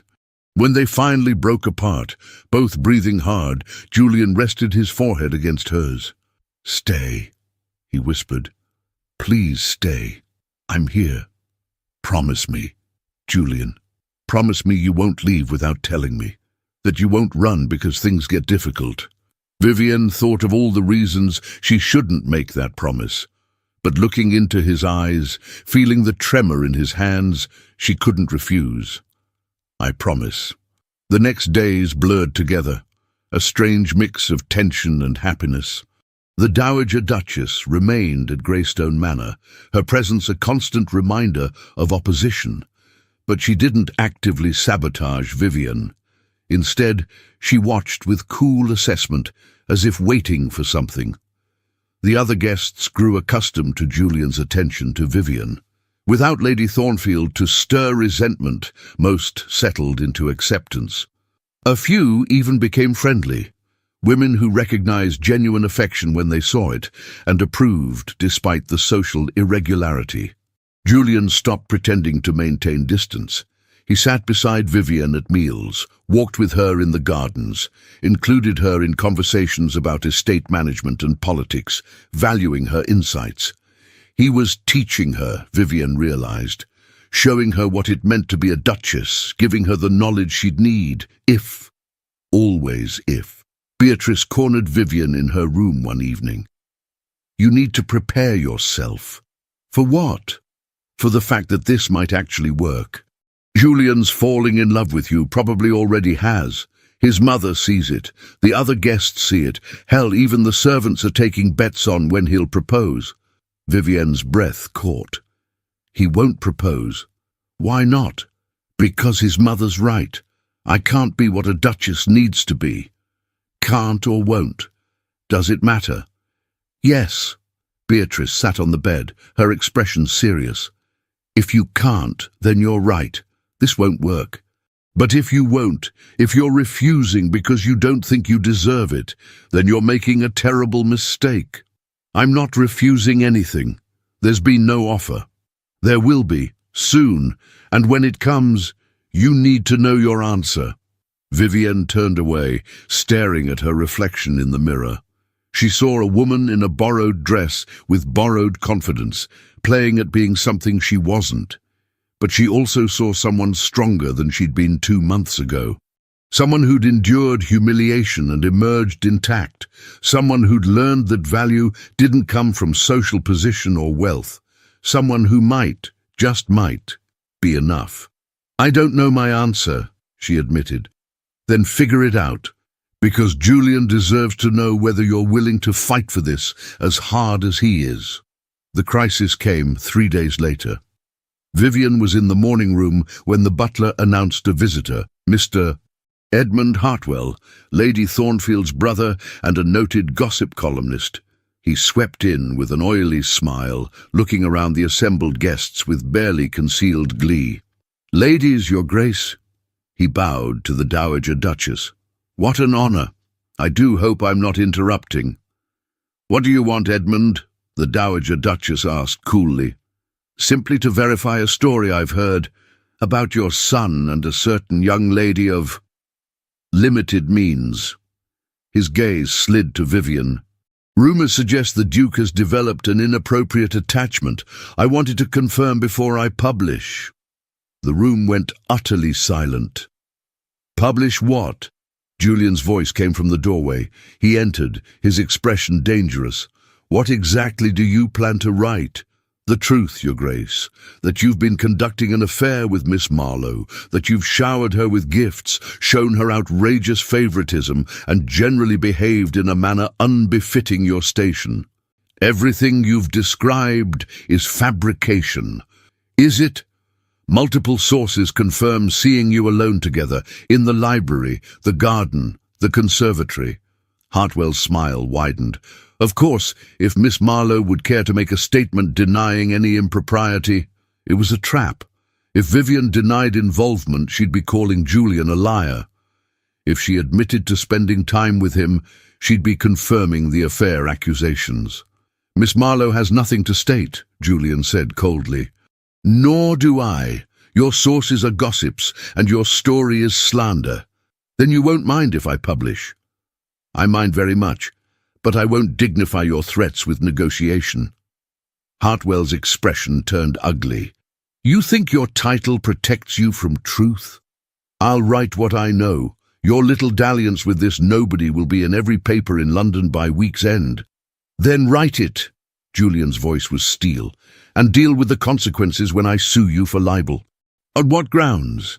On the grounds that Miss Marlowe and I have conducted ourselves with complete propriety. Any suggestion otherwise is false and damaging to both our reputations. Can you prove propriety? Can you prove impropriety? Because I assure you, when this reaches court, you'll need more than the word of a disgruntled social climber. Hartwell's face reddened.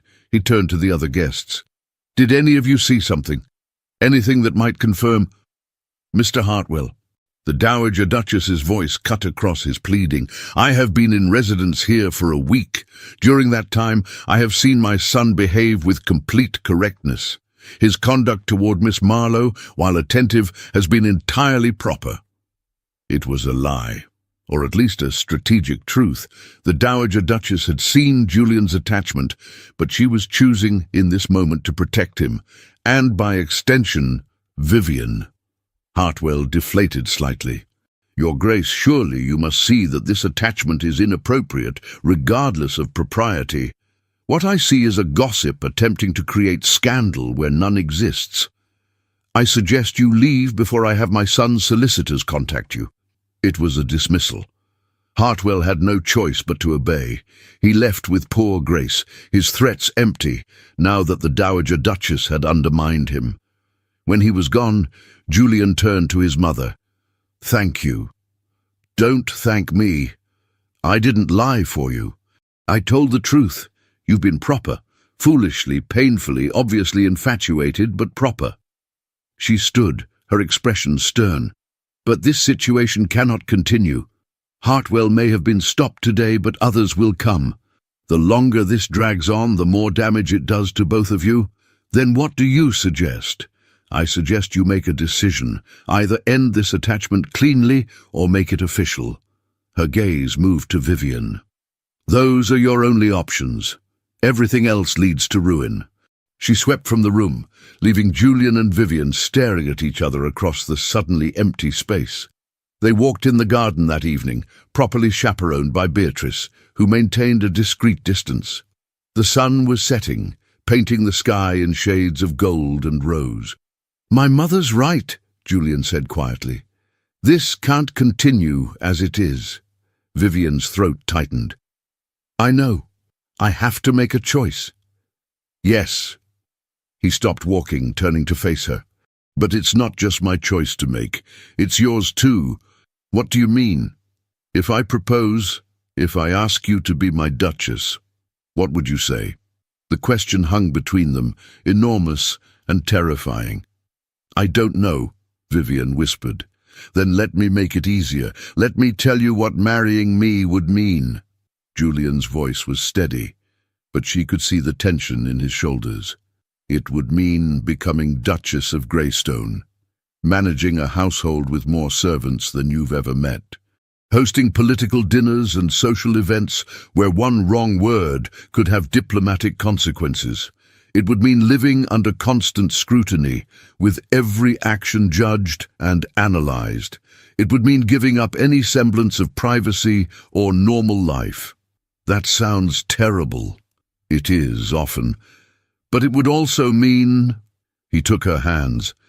"It would mean waking up beside me every morning.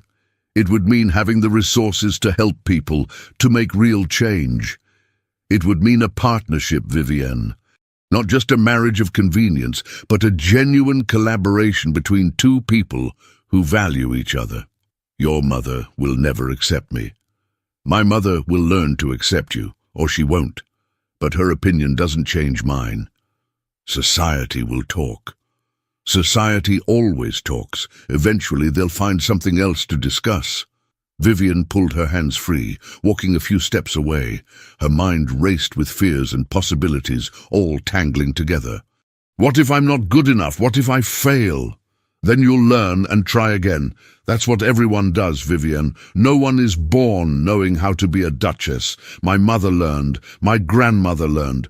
You'll learn too. But they had training, preparation. I have nothing. You have intelligence, courage, and me." He moved behind her, not touching, but close enough that she could feel his warmth. "I won't let you fail. I won't let you face anything alone." She wanted so desperately to believe him. "Why me?" she asked, her voice breaking. "Why not someone easier, someone suitable? Because suitable women bore me to tears. Because easy isn't what I want. Because you," his voice roughened, "because you make me want to be better than I am. You make me believe that duty and happiness don't have to be mutually exclusive." Vivian turned to face him. In the fading light, he looked younger, more vulnerable. This powerful man, who could command armies and influence Parliament, was standing before her, asking her to take a chance on him, on them. "I'm scared," she admitted. "So am I. What if we fail? What if this destroys us both? Then at least we'll have tried." He reached out, brushing a strand of hair from her face. "I would rather live 1 year with you and fail than spend 50 years being appropriately miserable with someone else. That's not rational. No, it's not. It's hope. It's belief in something better than what's expected." His eyes held hers. "Stay with me, Vivian, not as a guest or an attachment or a scandal. Stay as my wife, my duchess, my partner." It wasn't a formal proposal. There was no ring, no bended knee, but it was real. More real than anything Vivian had ever experienced. She thought of her mother's warnings, of the Dowager Duchess's predictions, of every logical reason to refuse. Then she thought of Julian's smile, of reading Latin together in the library, of feeling for the first time like someone truly saw her. "Ask me properly," she said. His eyes widened. "What? If you want me to say yes, ask me properly." A smile broke across his face, brilliant and transforming. He dropped to one knee right there in the garden, heedless of the dirt on his expensive trousers. Behind them, Beatrice made a small, squeaking sound. "Vivian Marlowe," Julian said, his voice carrying clearly in the evening air. "Will you do me the extraordinary honor of becoming my wife?" Vivian looked down at him, this duke who could have anyone, this man who'd chosen her anyway, and felt something shift in her chest. Not the death of fear, but something stronger rising to meet it. "Yes," she said. "Yes, I'll marry you." He stood, swept her into his arms, and kissed her with such joy that Vivian felt it echo through her entire body. Around them, the garden seemed to glow with sunset light, transforming everything into gold. When they finally broke apart, both breathing hard and grinning, Beatrice applauded. "Well done, both of you. Very romantic. Now can we please go inside before someone sees and starts new rumors?" They laughed, but Julian kept Vivian's hand firmly in his as they walked back toward the house. At the door, he paused. "No more running." "No more running," Vivian promised. "No more doubt. I didn't say that. I said I'd marry you. The doubts will probably stick around for a while." "That's fine. I have enough certainty for both of us." The announcement of their engagement caused exactly the chaos everyone predicted. The Dowager Duchess accepted it with tight-lipped resignation. The other guests reacted with shock, speculation, and in some cases, genuine happiness. London society, when the news reached them, exploded with gossip. But through it all, Julian remained steadfast.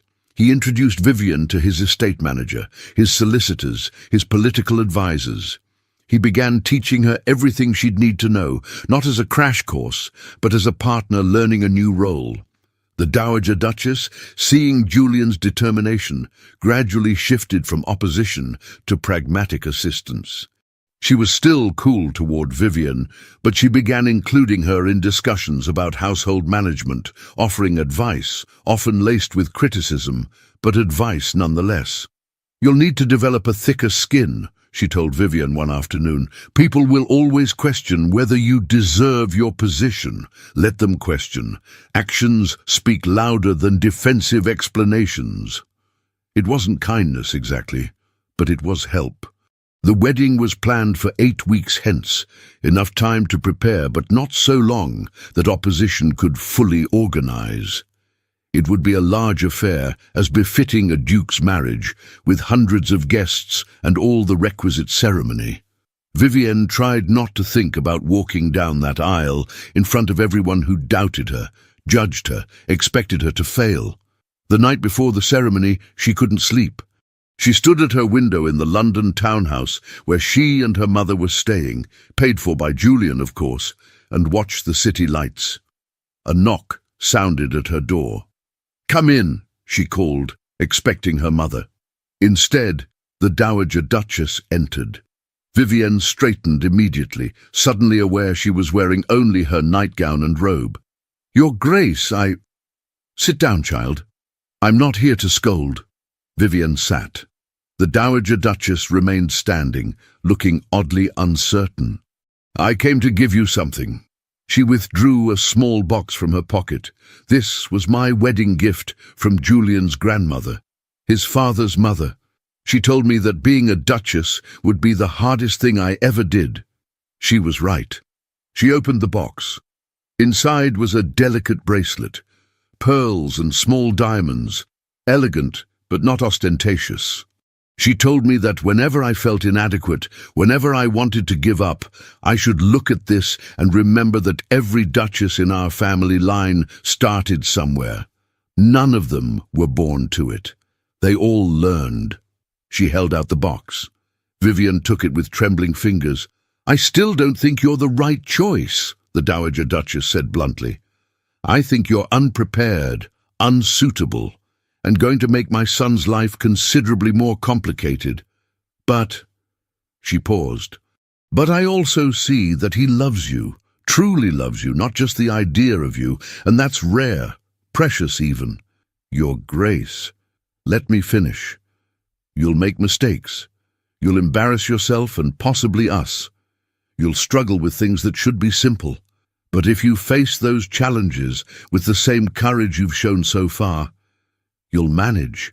You'll more than manage." She moved toward the door, then paused. "Julian's father chose duty over love. He married me because I was appropriate, well-connected, politically useful. We had a perfectly functional marriage, and he was absolutely miserable." Her voice softened slightly. "I won't do that to my son. So despite my reservations, despite knowing this will be difficult, welcome to the family, Vivienne." She left before Vivienne could respond, closing the door with a soft click. Vivienne sat alone in the darkness, holding the bracelet, feeling the weight of acceptance and expectation in equal measure. Tomorrow, she would become the Duchess of Greystone. Tomorrow, everything would change. The wedding day dawned clear and bright. Vivienne woke early, her stomach a knot of nerves and anticipation. Her mother helped her dress. The wedding gown was magnificent, created by London's finest modiste, all ivory silk and delicate lace. When Vivienne looked at herself in the mirror, she barely recognized the woman staring back. She looked like a duchess, like someone who belonged in Julian's world. But underneath the beautiful clothes and careful styling, she was still herself. Still the girl who'd stood in Lady Thornfield's drawing room in her oldest dress. Still afraid, still uncertain, but also, finally, willing to hope. The ceremony itself passed in a blur. Vivienne had vague impressions of hundreds of faces watching as she walked down the aisle, of Julian's expression when he saw her, wonder and joy, and something deeper she couldn't name. Of speaking vows that would bind their lives together, of his ring sliding onto her finger, heavy with meaning and promise, of his kiss when the priest pronounced them married, gentle and reverent and full of future. The reception was overwhelming, endless receiving lines, toast after toast, people whose names and titles blurred together. But through it all, Julian stayed beside her, his hand steady at her back, his presence anchoring her when the enormity threatened to overwhelm. At one point, Lady Thornfield appeared in the receiving line. She curtsied with cold correctness. "Your Grace," she said to Vivienne, the title clearly bitter on her tongue. "How fortunate you are." "Indeed," Vivienne replied quietly. "How fortunate we both are, His Grace and I."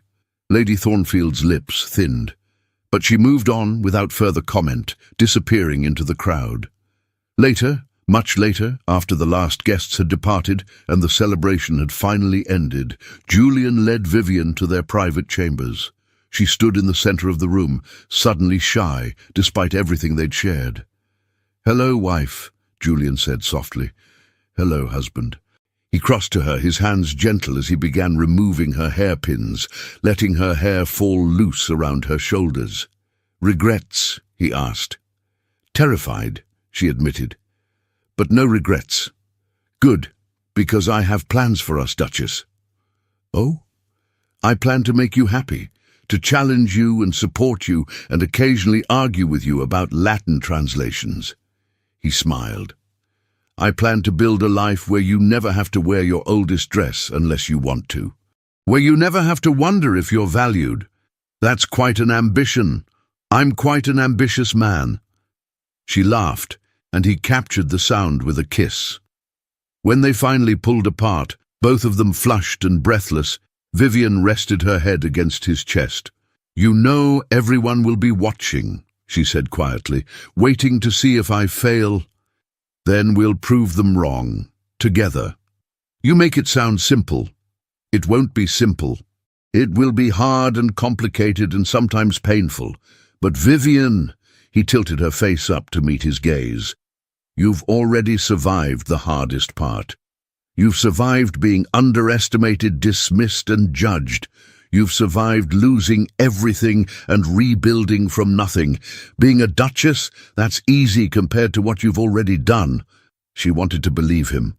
More than that, standing here in his arms, feeling the steady beat of his heart beneath her palm, she found that she almost did. I'm still scared. Good. Fear means you care about doing this right. I'd be worried if you weren't scared. Are you scared? Terrified, he admitted. But not of failure.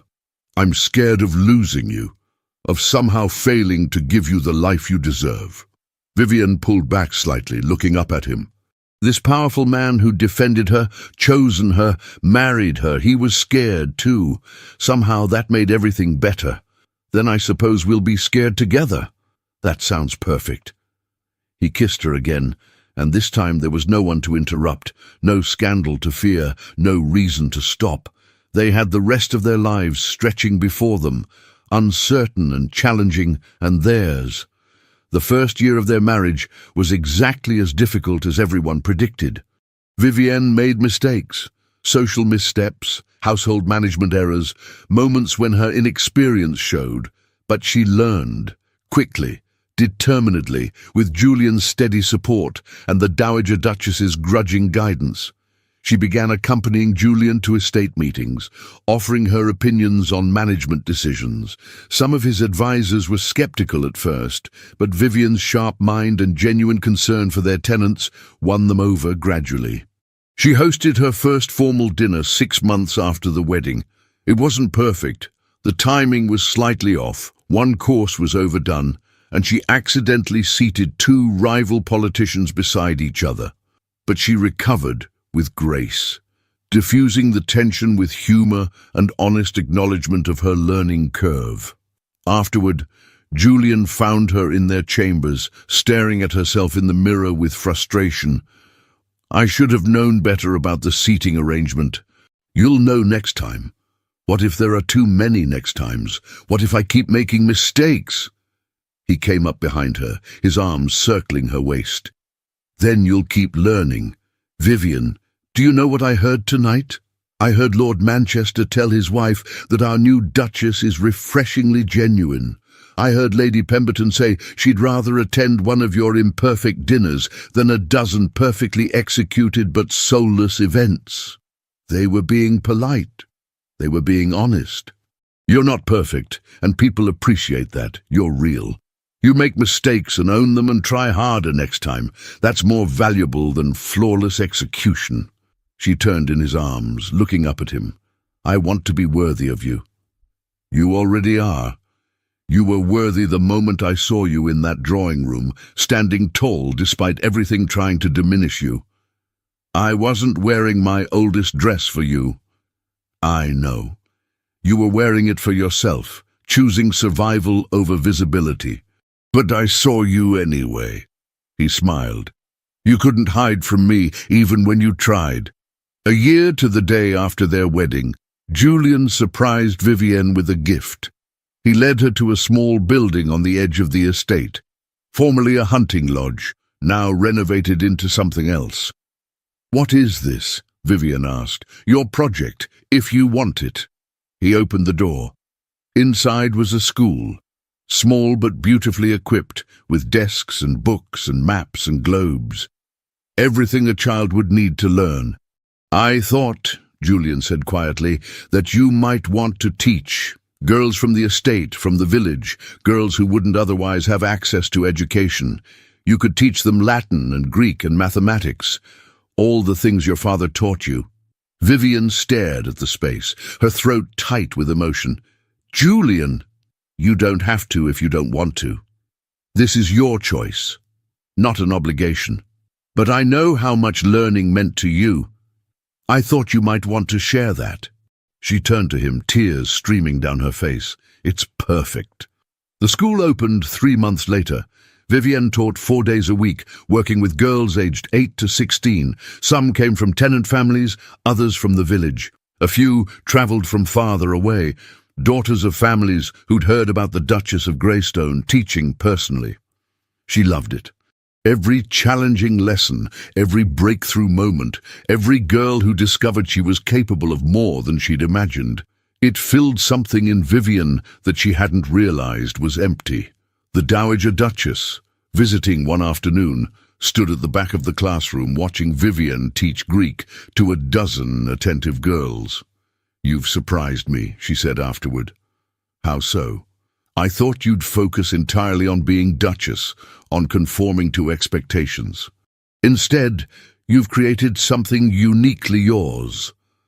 The older woman's expression was complicated, not quite approval, but close. Julian's grandmother did something similar. She opened a hospital for tenant families. His great-grandmother established a library. Strong duchesses always leave their mark. I'm not trying to leave a mark, I'm just trying to help. That's what makes it matter. The Dowager Duchess paused at the door. "I was wrong about you, Vivienne. Not completely. You're still occasionally inappropriate, and your table settings still need work, but you're exactly what Julian needed, what this family needed." It was the closest thing to full acceptance Vivienne had ever received from her. She treasured it. 2 years into their marriage, Vivienne discovered she was pregnant. She told Julian in the library, their space where everything important between them had always happened. He stared at her for a long moment, then swept her into his arms, holding her so tightly she could barely breathe. "I'm going to be a father. Yes, we're going to have a child. That's generally how it works." He pulled back, his eyes suspiciously bright. "I'm terrified. Me too. What if I'm terrible at it?" Vivienne thought about the woman she'd been 3 years ago, standing in a drawing room in her oldest dress, trying to be invisible, expecting nothing. That woman wouldn't recognize who Vivienne had become: duchess, teacher, mother. Someone who belonged, not because she'd changed herself to fit, but because she'd been brave enough to remain herself until the world made space. "What are you thinking?" Julian asked, sitting beside her on the bed, his eyes never leaving their daughter's face. "That I almost ran away. So many times. But you didn't." "No, I stayed." She looked at him, this man who'd seen her when she was trying to hide, who'd chosen her when it made no sense, who'd built a life with her despite every obstacle. "I stayed, and it was the best decision I ever made." "Second best," Julian corrected. "What was the first?" "Wearing that old dress to Lady Thornfield's tea. If you'd tried to impress me, I might never have noticed you." Vivienne laughed softly. "That's ridiculous." "That's true." He leaned over to kiss her gently. "You chose your oldest dress, thinking it would help you disappear. Instead, it brought us together. Because you came only for me." Their daughter stirred, making a small sound. Julian touched her tiny hand with one finger, his expression full of wonder. "She's perfect. She's ours." Over the following years, their family grew. A son, then another daughter. The manor filled with children's laughter, with the chaos of family life, with love that transformed the cold formality of the estate into something warm. Vivienne's school expanded. More girls came, some staying for years, others just for seasons. She watched them grow and learn and transform, watched them discover their own strength. Several went on to become teachers themselves. One became a physician, another a published author. "You're changing the world," Julian told her one evening, watching her grade essays by lamplight. "I'm teaching Latin to tenant farmers' daughters, hardly world-changing. You're showing them they're capable of more than society says they should be. That's everything." He was right, Vivian realized. She was giving these girls what her father had given her. The knowledge that their minds mattered, that intelligence and curiosity and determination could open doors society tried to keep closed. She was proving that you didn't have to be born into the right family or have the right connections to be valuable. You simply had to be brave enough to try. 5 years after their wedding, Lady Thornfield appeared at one of Vivian's charity events. She was older now, her beauty fading. Her daughter Clarissa married off to a baron and living in the countryside. Lady Thornfield had lost much of her social power, the consequences of spreading malicious gossip about a duchess. She approached Vivian during a quiet moment, her expression carefully neutral. "Your Grace, the event is lovely." "Thank you, Lady Thornfield." An awkward silence fell.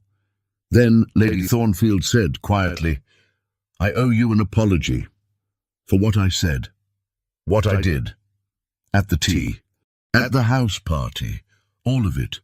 Vivian studied her. She saw no calculation in Lady Thornfield's face now, only weariness and regret. "Why now?" Vivian asked. "Because I've had 5 years to watch you prove me wrong about everything. You're not a fortune hunter. You're not unworthy. You're—" Lady Thornfield's voice caught slightly. "You're exactly what a duchess should be. And I was cruel because I couldn't see it. You were cruel because you were protecting your daughter. I was cruel because I was afraid that if someone like you could succeed, it meant all my efforts to position Clarissa correctly were meaningless. That connections and breeding and all the things I thought mattered didn't matter as much as I believed." "They do matter," Vivian said gently, "just not as much as character, as kindness, as genuine worth." Lady Thornfield nodded slowly. "Clarissa is happy, you know. Her baron truly loves her. They have 3 children and a small estate, and she told me last month that she's never been happier." She smiled bitterly. "I spent years trying to marry her to a duke, and she's happiest with a country baron who adores her. Life is strange." "Life is surprising," Vivian agreed, "but I'm glad she's happy." "Are you? Even after everything?" "Yes. I never wanted her to be miserable, Lady Thornfield. I just wanted to be allowed to exist without being destroyed for it." Lady Thornfield looked away. "I'm sorry I tried to destroy you. Truly sorry." "I know, and I accept your apology." They would never be friends. Too much had happened for that. But as Lady Thornfield walked away, Vivian felt something inside her release. The last bit of anger, the final edge of resentment. She had won. Not by defeating Lady Thornfield, but by becoming something Lady Thornfield couldn't diminish. By building a life too solid, too real, too valuable to be destroyed by gossip or malice. She had been enough all along. It had just taken time for everyone else, including herself, to see it. On their 10th anniversary, Julian took Vivienne back to Lady Thornfield's old townhouse. It had been sold years ago, but the new owners were friends and had allowed them access. "Why are we here?" Vivienne asked as they stood in the familiar drawing room. "Because this is where everything began. Where I first saw you?" Vivienne looked around the room, remembering that afternoon, the humiliation, the fear, the feeling of being utterly alone and judged. "I was so scared that day." "I know, but you stood there anyway. You endured." "I wore my oldest dress." "You wore armor," Julian corrected. "You chose invisibility because it was the only protection you had, and I saw through it anyway." He pulled something from his pocket, a small box. Inside was a ring, different from her wedding band. This one held a single sapphire, deep blue and brilliant. 10 years ago, you were standing right here trying to disappear, and I thought, there is someone extraordinary in this room. I was right. He took her hand, sliding the ring onto her finger. You've spent a decade proving that intelligence, courage, and integrity matter more than pedigree, that love matters more than convention, that being real matters more than being appropriate. Julian, let me finish. You've made me happier than I ever imagined possible. You've given me a family, a partnership, a life with meaning beyond duty. You've shown our children what it means to be strong and kind and honest. You've changed this estate, this community, countless lives. His voice grew rough with emotion. You've changed me. Vivian's eyes filled with tears. You changed me too. You saw me when I was trying to hide. You valued me when I thought I had nothing to offer. You made me believe I was enough. You were always enough, Vivian. You were never unfit, never unworthy, never too little or too much or anything other than exactly what you should be. She kissed him then, right there in the drawing room where it had all begun, where she'd stood in her oldest dress, expecting nothing and found everything. When they finally pulled apart, both of them smiling through tears, Julian said, "Ready to go home?" "Yes, let's go home." They walked out of that drawing room hand in hand, leaving behind the ghosts of who they'd been, the lonely duke and the frightened girl, and stepping into the life they'd built together. A life where she was seen, chosen, and defended. A life where she was enough. 15 years after that afternoon tea, Vivian stood in her school watching her eldest daughter teach a class of young girls. Margaret had her father's eyes and her mother's determination, and she'd insisted on learning to teach so she could continue her mother's work. Through the window, Vivian could see Julian walking the grounds with their son, discussing estate management. Their youngest daughter was in the manor, probably in the library, reading everything she could reach. The Dowager Duchess, now quite elderly but still formidable, lived in the dower house and visited weekly to critique and grudgingly approve of how Vivian managed things. Vivian's mother had her own cottage on the estate grounds, comfortable and secure, spending her days tending her garden and doting on her grandchildren. Beatrice had married an earl and lived 2 estates over. They visited constantly, their children growing up together. Everything had worked out. Not perfectly. There had been struggles, setbacks, moments of doubt and fear, but they'd faced everything together, and they'd built something solid, something real, something that couldn't be diminished by old dresses or malicious gossip or social expectations. Vivian touched the sapphire ring on her finger, thinking of that terrified girl standing in a drawing room, trying to be invisible. She wished she could tell that girl what was coming, that the fear wouldn't last forever, that the man looking at her across the room would change everything, that she was already enough, even if it would take time to believe it. But perhaps that girl needed to walk through the fear to reach the happiness. Perhaps the journey was what made the destination matter. "Mama?" Margaret stood beside her, concerned. "Are you all right?" "Yes, darling, I'm perfect." "You're thinking about something." "Just remembering. The day I met your father." Margaret smiled. "The famous tea party. You've told us the story 100 times." "Have I?" "Yes. How you wore your oldest dress and Papa saw you anyway. How he invited you to Greystone and everyone thought you were inappropriate. How he chose you despite everything." Margaret's expression turned soft. "It's romantic." "It was terrifying. But it worked out." "Yes, it did." Through the window, Vivian saw Julian look up, as if sensing her gaze. Even across the distance, even after 15 years, she felt the connection between them, solid and warm and real. He'd come only for her that day, walked into that tea party with one purpose, to find the woman in the faded blue dress and offer her everything. And she, despite every fear and doubt, had been brave enough to accept. "Mama," Margaret said, "do you think I'll find someone who sees me the way Papa sees you?" Vivian pulled her daughter close. "I think if you remain true to yourself, if you refuse to hide or diminish or pretend to be anything other than what you are, the right person will see you. And when they do, you'll know. Because they won't ask you to change. They'll simply ask you to stay. Like Papa asked you. Like Papa asked me. That evening, after the children were in bed and the manor was quiet, Vivian and Julian sat together in the library. He was reading correspondence. She was reviewing lesson plans. Comfortable. Easy. Home. Julian, she said softly. Thank you. He looked up, puzzled. For what? For seeing me. For choosing me. For building this life with me. He set aside his papers, moving to sit beside her. Vivian, you've thanked me at least once a week for 15 years. When are you going to accept that I'm the fortunate one? When you stop looking at me like I'm something extraordinary? Then never. Because you are extraordinary. You always were, from that very first moment. She leaned against him, feeling the steady beat of his heart beneath her cheek. Outside, the estate stretched into darkness. Their home, their legacy, their life together.